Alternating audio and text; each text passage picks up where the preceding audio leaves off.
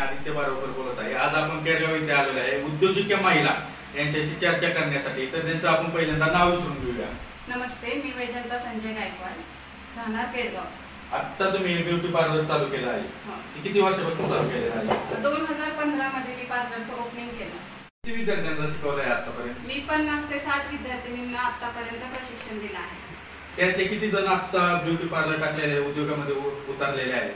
म्हणजे काही जणांनी घरगुती चालू केले, तर काही जणांनी मार्केटमध्ये उतरले।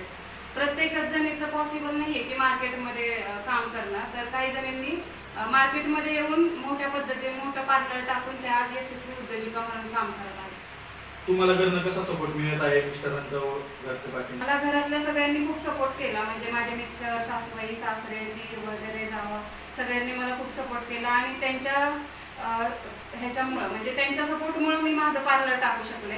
2015 मध्ये ओपनिंग केल्यानंतर मी लगेच 1-2 महिन्यामध्ये क्लासेस घ्यायला सुरुवात केली। तर क्लासेस घ्यायला लागल्यावर सुरुवातीला 3-4 मुली आल्या, तर त्यांना मी प्रशिक्षण दिलं की माझी बॅच यशस्वीरित्या पूर्ण झाल्यानंतर मग मला कॉन्फिडन्स आला की हां, मी पार्लरमध्ये मुलींना प्रशिक्षण देऊ शकते आणि यशस्वीरित्या मी ह्यांना स्वतःच हे करू शकते की त्या स्वतःच्या पायावर उभं राहतात। प्रत्येकच लेडीज गृहिणीच असते, पण बाहेर पडल्यानंतर किंवा तिच्यामध्ये जर जिद्द असेल की हां, मला काहीतरी करून दाखवायचंय, माझ्या मुलांसाठी, माझ्या मिस्टरांसाठी थोडासा सपोर्ट पाहिजे, पैशाची हे पाहिजे, त्याच्या खांद्याला खांदा लावून पैसे कमवण्याची जिद्द पाहिजे। तर मुलींना मी हे शिकवत गेले की केलं तर बिझनेसमध्ये सातत्य ठेवलं ना तर तुम्ही काम करू शकता आणि खूप मोठ्या उद्योजिका बनू शकता। आता तुमच्याकडे किती मुली कामाला आहेत?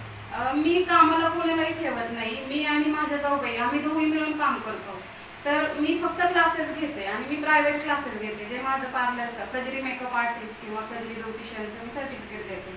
मला असे खूप जण म्हणतात की म्हणजे गव्हर्नमेंटचे क्लासेस वगैरे घ्या, तर त्यानंतर 60-70 मुली शिकवाव्या लागतात ना, तर मला एवढे जर होणार नाही, कारण प्रत्येक मुलीला मला स्वतः पर्सनल लक्ष नाही देता येणार। म्हणजे तुमचं म्हणणं असं आहे की एका मुलीला स्वतःहून हो, म्हणजे मला 2-3 मुलींचीच बॅच घ्यायची आणि त्यांना मला पूर्ण स्वतःच्या पायावर उभं करायचंय की तिला जोपर्यंत येत नाही तोपर्यंत आपण तिला सर्टिफाईड करत नाही। ठीक आहे। पत्रकार महाराष्ट्र भूमी आदित्य बारोबर।